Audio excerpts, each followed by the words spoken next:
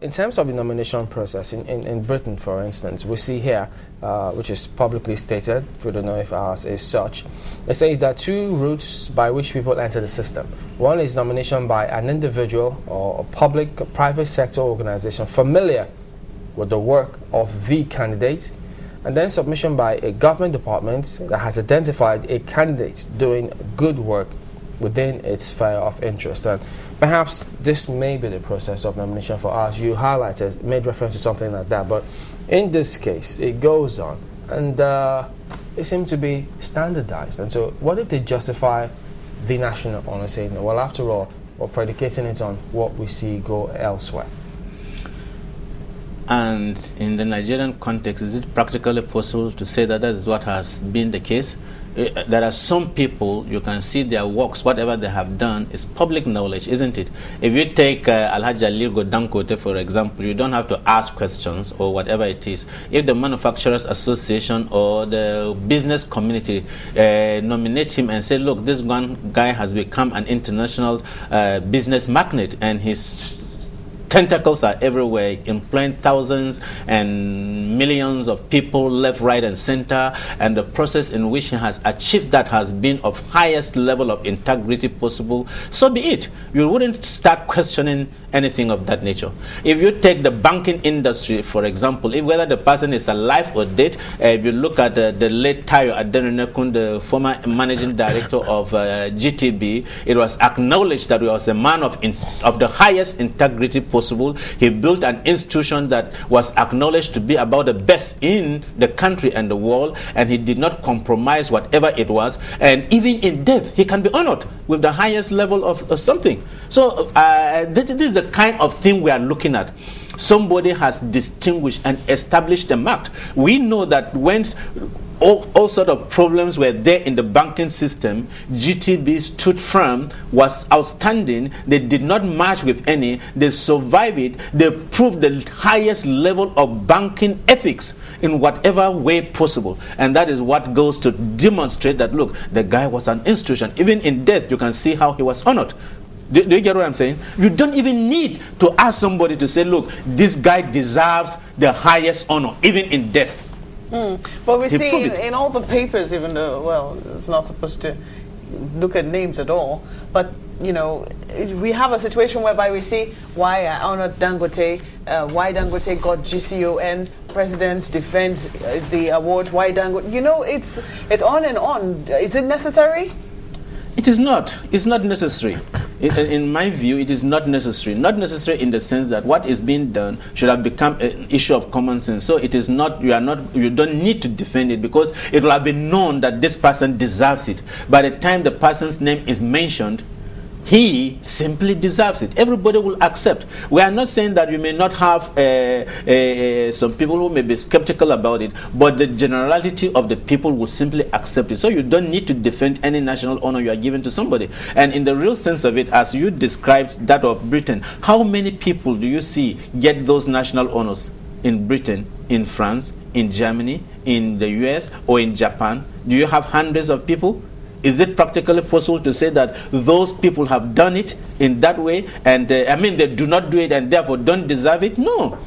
But because it requires the highest level of excellence and the highest level of integrity, and so it is not wrong to say those who get national honors pass through the eye of a needle, you know, in the real sense of it. Because in every aspect that you examine them, they are found worthy in virtually every aspect of life.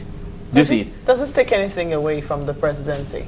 Does this take this national awards? The fact that, you know, so much criticism has greeted it, does it take anything away? Does it add anything, for instance, you know, especially in the fight against corruption and what our standards and what our ideals in terms of integrity are? Well, thank God you will see that the president himself has acknowledged that there are probably some shortcomings, and he said the whole process is going to be reviewed. Remember, he didn't set up this something, and this process has been going on. In fact, maybe before he even became president, most of these names will have been decided.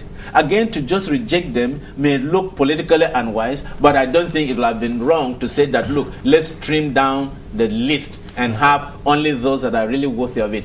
But he has acknowledged that, look, the process is going to become more rigorous. You know, that is he's saying in essence that what has been going on has a lot of shortcomings. So is it really possible to practice or to give national honors without bringing in politics into this entire scenario? It is possible to do so. It is very possible to do so. It is absolutely possible, because it is not supposed to be a political affair. It is not supposed to be because you are, I mean, look for example, if you ask me my candid opinion, out of all the governors that have served and those that are still serving, I'm not sure if there's any who deserves a national honor more than Fashola. I may be wrong. This is, I don't belong to ACN, but I'm just telling the truth. I'm not sure if there is any governor that deserves a national honor, serving or retired, more than Fashola. Why is his name not there? But do you think that this National Honors Award, even if they would set up a committee to review it, is it ever possible that they come to a term that will be acceptable, fair, equitable for the entire population to agree with? Well, it is practically impossible to say whatever you do, every single person will accept it. But what we are saying is that it is possible to do it in such a way that the issue of objection will be at the very minimal level. So it is possible to have a committee that will undertake this, committee that is devoid of any form of political interference, people of the highest level of integrity. For example, if you have some of these exceptional people to chair this thing, and in the committee you are not just having just ordinary minds to rub the thing. Yes, the chairman is a man of integrity, but what of all the others? He does not go around to select and to do everything himself. Do you get it? These things are brought to him, he is sharing it and he is reviewing it, and his judgment will be based on the information given to him. And based on past records, the probability of changing the process is very slim. But if the process is comprehensively reviewed, as the president says, then we are going to have sanity in the award of national honors. Are there any pluses for you? I mean, so far, looking at the list, especially looking at the diversity of the list, as it were, the fact that people were drawn from various walks of life, from the entertainment industry, from the private sector, from government, ministries and parastatals. Would this constitute a plus for you, perhaps? No, I already said at the beginning that it's a minus in the sense that national honor is not supposed to be on the basis of religious. You say there must be religious spread, there must be state representation, there must be professional representation, there must be all sort of... No, it's not like that. If you don't have anybody worthy of being something in any area, so be it. You don't say, look, because, there must be somebody from all the states. That is why what I said that at the beginning. It doesn't follow that way. You can't say there must be somebody in the media industry. No. You can't say there must be somebody in the academics. No. Academia, if you get somebody good and fine. Now, the reason why this is important is, even in advanced climes, for instance, in Britain, recently they did a review of their award system, I think in 2004, and they looked at one of the criticisms against this was diversity, the fact that they had to look at a number of women who got it versus the number of men, the number of whites who got it versus the number of black citizens or foreigners who got it, and who got the highest award. I mean, they had to look at these numbers in terms of those who actually aspired or who could get the highest award, mostly white people, against the number of, say, foreigners or Indians or black people who were getting the award on a lower level, not because they were not any less deserving. So in the process of their reform, those are some of the things that they took into consideration. So if you use that criteria and you put it to our own list for this year, for instance, 365 people is a lot. Do you think that we're actually taking into cognizance some of this shortcomings or some of these pitfalls, as it were, in coming up with our own national awards list?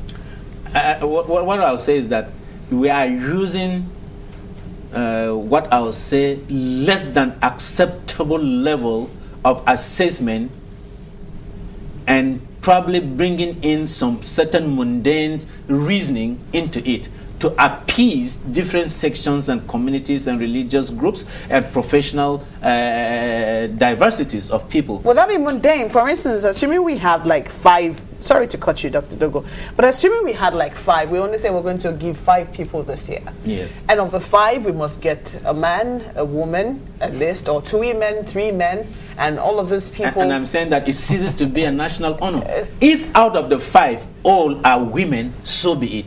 If all are men, so be it. Look, by the time you come up with that kind of reasoning and you bring out their achievements, you put down the achievements of those people. It should not be allocated in No, terms it shouldn't. of It shouldn't. gender? It shouldn't. There is no issue of gender here. It shouldn't be. In fact, it shouldn't even be talked of. If you are doing it, you are belittling the whole idea of a national honor. It should be the highest level possible. After all, what is it that a man can do, a woman cannot do, or a woman can do that a man cannot do? There is nothing.